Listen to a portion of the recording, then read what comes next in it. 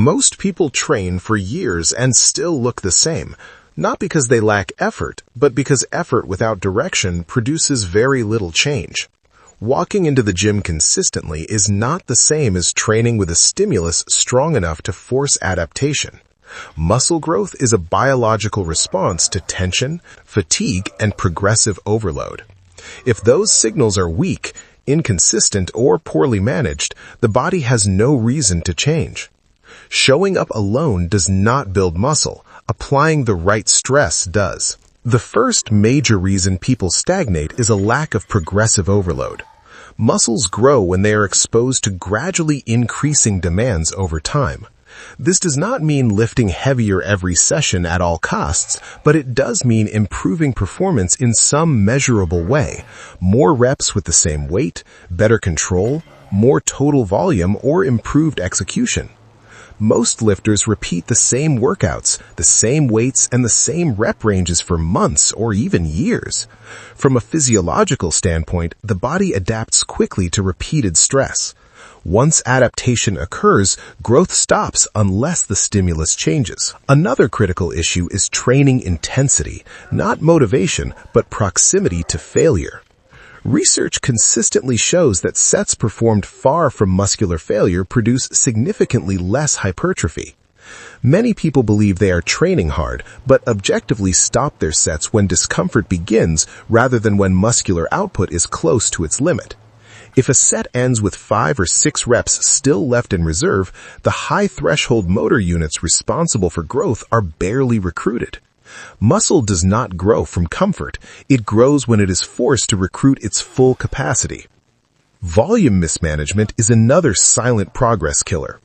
Some people perform too little volume to stimulate growth, while others do far too much to recover from. Hypertrophy exists within a recoverable window. If weekly volume is too low, the growth signal is insufficient. If it is too high, fatigue masks progress and performance stagnates.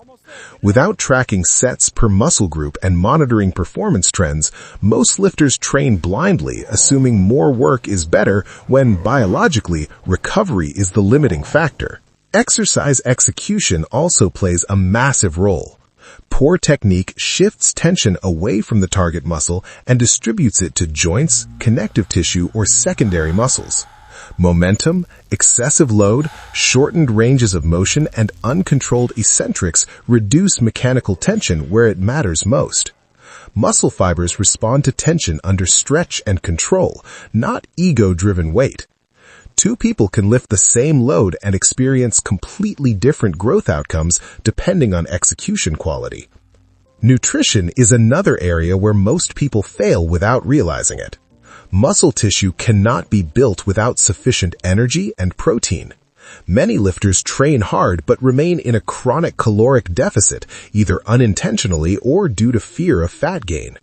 From a physiological standpoint, building muscle is an energy-demanding process.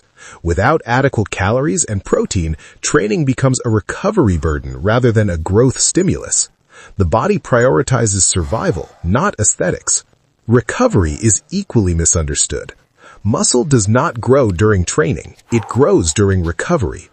Poor sleep, high stress, inadequate rest days, and excessive training frequency all blunt hypertrophy signaling. Chronic fatigue reduces training performance, hormonal balance, and nervous system output. If strength is not increasing over time, muscle growth is unlikely, regardless of how intense the workouts feel. Finally, most people fail because they lack structure and long-term planning. Random workouts, constantly changing programs, and chasing novelty prevent meaningful progression. Muscle growth requires repeated exposure to effective movements over long time frames. Consistency with progression beats variety without purpose. Training should be boring enough to be measurable and structured enough to improve. In the end, people don't look the same because they don't work hard. They look the same because their training does not respect how the human body actually adapts. Muscle growth is not mysterious, but it is unforgiving. Without progressive overload, sufficient intensity, proper volume, adequate nutrition, and recovery, years in the gym can pass with very little to show for it.